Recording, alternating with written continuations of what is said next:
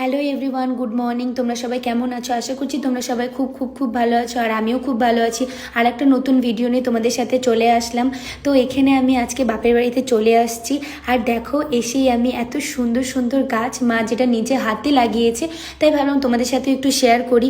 তো এখানে সব গাছের নাম আমি জানি না, যদি তোমরা জেনে থাকো অবশ্যই কমেন্ট করে জানাবে। তারপর চলে গেছিলাম মার রান্নাঘরে, যে আজকে মা কী কী রান্না করছে। তো গিয়েই দেখি মা আজকে বেশি কিছু রান্না করছে না, ফুলকপি দিয়ে ডিম দিয়ে একটা কারি করছে, আর পাতলা পাতলা মুসুরির ডাল, তার সাথে চিকেন ছিল, আর তার সাথে ছিল চাটনি।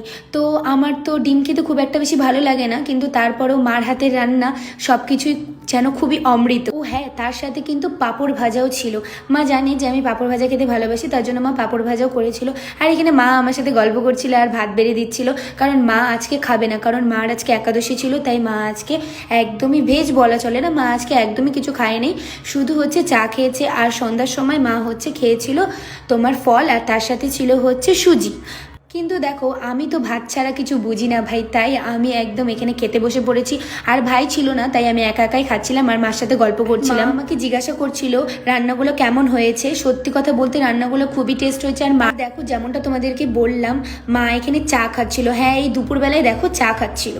তারপর দেখো খাওয়া দাওয়া কমপ্লিট করতে না করতে আমার একটা পার্সেল চলে আসছিল, যেই পার্সেলটা আমার শ্বশুরবাড়ির অ্যাড্রেসে আসার কথা ছিল। তো আমাকে ফোন করছিল, তা আমি বললাম যে আমি তো ওখানে নেই, আমি মার বাড়িতে আছি। তো আমার চেনা জানা ছিল দেখে আমাকে এখানে এসে দিয়ে গেছে। যেমন বাঙালিদের 12 মাসে 13টা পার্বণ হয়, তেমন আমারই 12 মাসে 13টা পার্সেল আসতেই থাকে। 13টা বললে ভুল হবে, আরও তার থেকেও বেশি আসে। তো এখানে আমি একটা লিপস্টিক অর্ডার করেছিলাম, সেই লিপস্টিকগুলো চলে এসেছিলো। এখানে 12 পিস লিপস্টিক ছিল।